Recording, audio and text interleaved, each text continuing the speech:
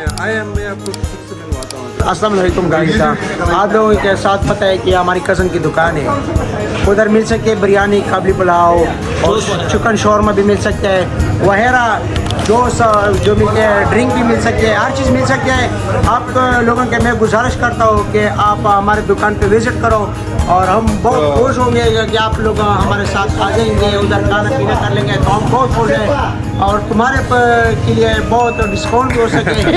तुम सिर्फ आ जाओ। थैंक यू भाई सो मच।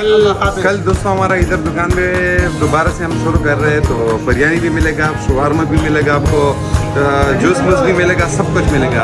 इंशाल्लाह आप लोग एक बार आओ, जायका चेक करो। ये मेरा कज़न है, ये हमारी दुकान पर आया है स्पेशल बिरयानी चेक करने के लिए। कल जो है ना हमारी ये बताएं, आप लोग आना है, आपको ज़रूर जायका चेक करना है, ठीक है। अगर पसंद है तो मुझे ज़रूर बताना, मैं पाकिस्तान में किधर है दुकान? पाकिस्तान मार्केट चौक जो है ना, पाकिस्तान मार्केट मेन चौक सामने जो है ना पार्किंग है, सामने जो पार्किंग है ना उसके सामने हमारी दुकान है, नासिर बीवी के साथ। ओके, तो ये थी आज की व्लॉग।